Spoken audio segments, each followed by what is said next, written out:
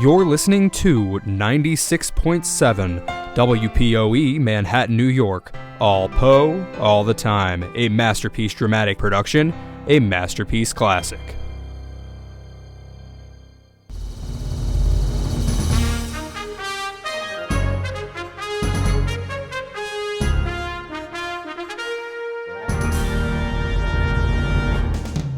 This is 96.7 WPOE Masterpiece Classic Radio coming to you from Manhattan, New York.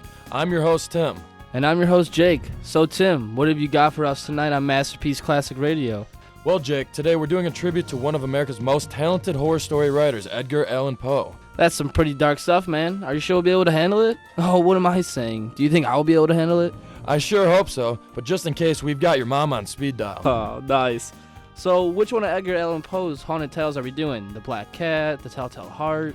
Actually, we aren't doing one of his short stories, but one of his poems. I think I'll let you guess on this one. Haha, I see. A very big classic of Poe's work. We're doing The Raven. Bingo, and as a special surprise, we're having it read right here in the studio by world-renowned storyteller Laura Golding.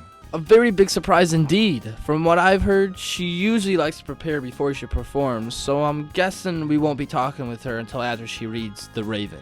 Correct. You've got a really sharp mind, Jake. Why, thanks, Tim. 96.7 WPOE Masterpiece Classic Radio is brought to you by tonight's sponsors, Insomnia Cookies. Cookies so good, you'll never want to sleep again. Are you ready, Laura? Okay. She just gave the thumbs up. From 96.7 WPOE Masterpiece Classic Radio, here's The Raven by Edgar Allan Poe.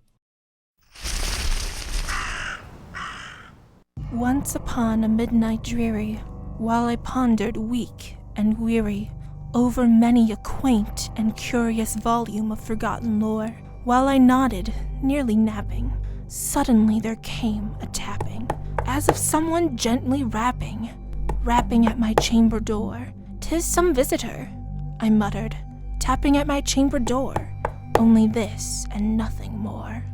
Ah, distinctly I remember it was in the bleak December, and each separate dying ember wrought its ghost upon the floor. Eagerly I wished the morrow, vainly I had sought to borrow from my books surcease of sorrow, sorrow for the lost Lenore, for the rare and radiant maiden whom the angels name Lenore, nameless here forevermore.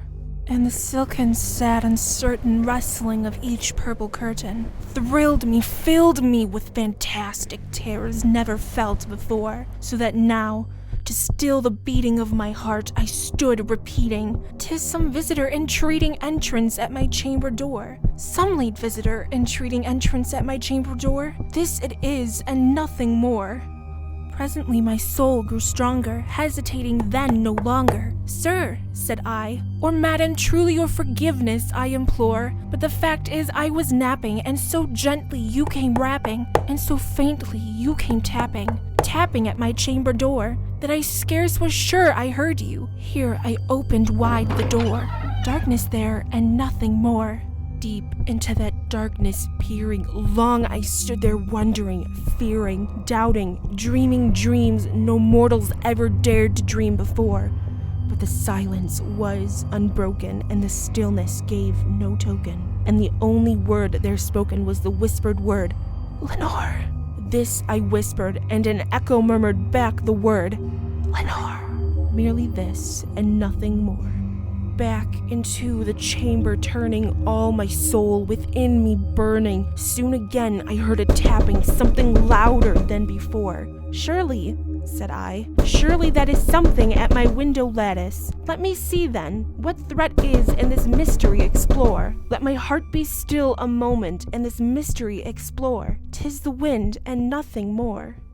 Open here I flung the shutter, when, with many a flirt and flutter, in there stepped a stately raven of the saintly days of yore. Not the least obeisance made he, not a minute stopped or stayed he, but, with mine of lord or lady, perched upon my chamber door, perched upon a bust of Pallas just above my chamber door, perched and sat, and nothing more. Then the ebony bird beguiling my sad fancy into smiling, by the grave and stern decorum of the countenance it wore.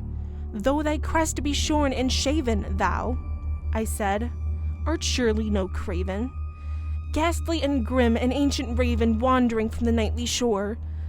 Tell me what thy lordly name is on the night's Plutonian shore. Quoth the raven, Nevermore. Much I marveled this ungainly fowl to hear discourse so plainly, though its answer little meaning, little relevancy bore.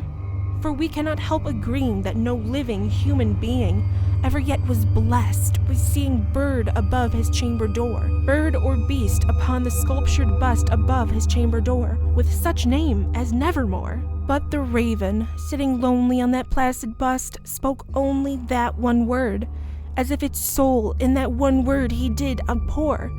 Nothing farther than he uttered, not a feather than he fluttered, till I scarcely more than muttered, Other friends have flown before. On the morrow he will leave me, as my hopes have flown before. Then the bird said, Nevermore. Find out what happens next in The Raven, coming up soon.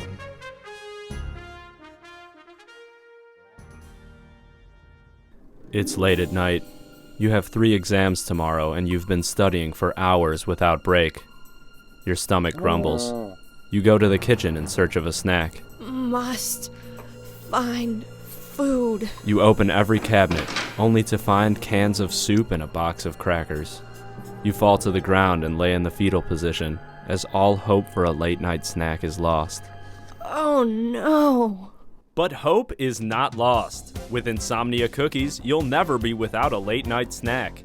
Insomnia Cookies offers a variety of cookies, such as chocolate chunk, snickerdoodle, s'mores, and much more. Insomnia Cookies even delivers until 3 in the morning, so it's never a hassle to get warm, delicious cookies. What are you waiting for? Order online at insomniacookies.com or visit our store on East Beaufort Road next to Deepy Dough in Normal. If you're up late, you might as well be eating Insomnia Cookies. We're back on 96.7 WPOE, continuing with Laura Golding's performance of The Raven by Edgar Allan Poe.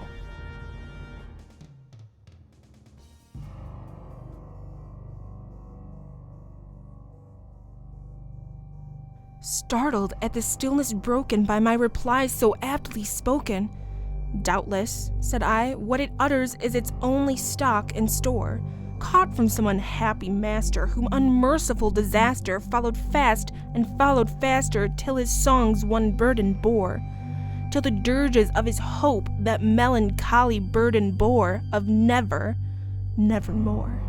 But the raven still beguiling all my said soul into smiling, straight I wheeled a cushioned seat in front of bird and bust and door. Then, upon the velvet sinking, I betook myself to linking fancy unto fancy, thinking what this ominous bird of yore, what this grim, ungainly, ghastly, gaunt, and ominous bird of yore meant in croaking, nevermore.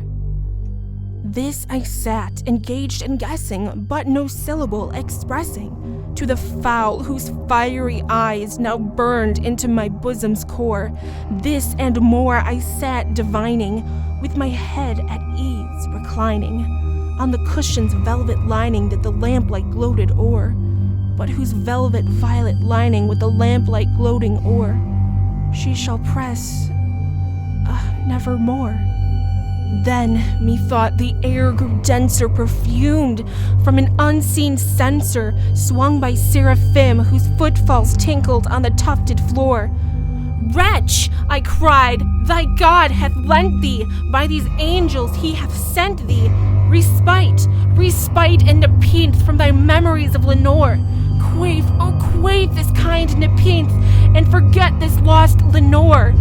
Quoth the raven, Nevermore. Prophet, said I, thing of evil, prophet still if bird or devil, whether tempter sent or whether tempest tossed me here ashore, desolate, yet all undaunted, on this desert land enchanted, on this home by horror haunted.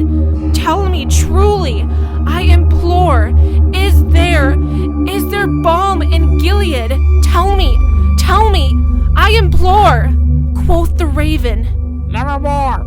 Prophet, said I, thing of evil, Prophet still if bird or devil, by that heaven that bends above us, by that God we both adore.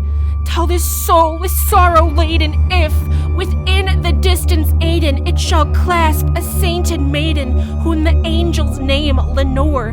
Clasp a rare and radiant maiden, whom the angels name Lenore. Quoth the raven, "Nevermore." Be that word our sign of parting, bird or fiend, I shrieked, upstarting. Get thee back into the tempest and the night's Plutonian shore. Leave no black plume as a token of that lie thy soul has spoken. Leave my loneliness unbroken. Quit the bust above my door. Take thy beak from out of my heart, and take thy form from off my door. Quoth the raven, "Nevermore." And the raven, never flitting, still is sitting on the pallid bust of Pallas just above my chamber door, and his eyes have all the seeming of a demon's that is dreaming, and the lamplight o'er him streaming throws his shadows on the floor. And my soul from out that shadow that lies floating on the floor shall be lifted nevermore.